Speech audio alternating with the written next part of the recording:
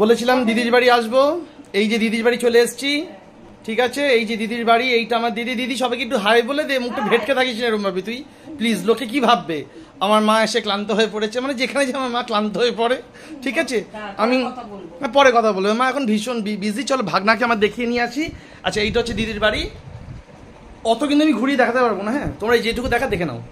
চলো, এইটা হচ্ছে এইটা হচ্ছে আমার ভাগনা। ও এখন জব করে।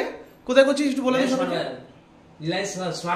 রিলায়েন্স স্মার্ট বাজারে করছে। আর এইটা হচ্ছে আমার দিদির ঠাকুর ঘর। এই দেখো, তোমাদের দেখিয়ে দিই একটু। এই পুরো পুজো করে হচ্ছে আমার ভাগনা।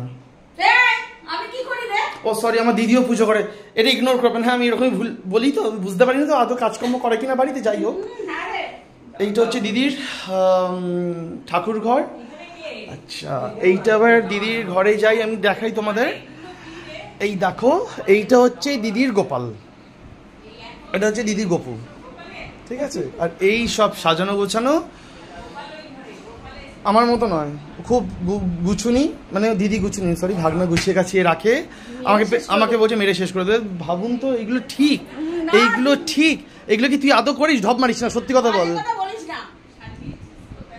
আচ্ছা চলো, তাহলে আমরা চলে এসেছি। আমি একটু ফ্রেশ হয়ে নিই, ফ্রেশ হয়ে পরে আবার যখন দুপুরে খাওয়া দাওয়া হবে আমি দেখাবো ও কি রান্না বান্না করেছে, কি খেতে ফেতে দিল।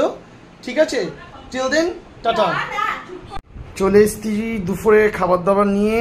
দিদি আজকে রান্না করেছে হচ্ছে ভাত, লেবু, ডাল, এটা মাছ করেছে আলু বেগুন বড়ি দিয়ে মাছ, ডিমের বড়া, মানে সরি মাছের ডিমের বড়া, আর এই হচ্ছে পাবদা মাছ, দই, আর এই হচ্ছে আমার জন্য কাঁচা লঙ্কা রেখেছে। এই সব দিয়ে মেখে আমি এখন খাবো।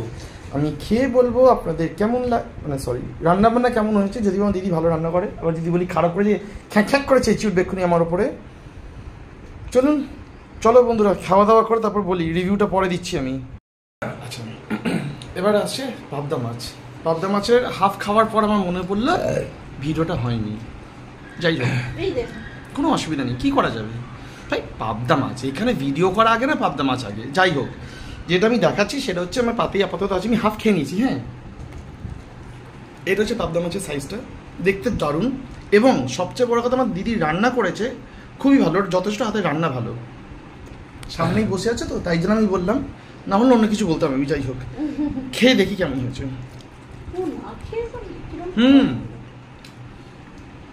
ভালো হয়েছে। মা বাপি খাচ্ছে বলে ঝালটা দেয়নি, কারণ মা বাপি তো ঝাল খায় না।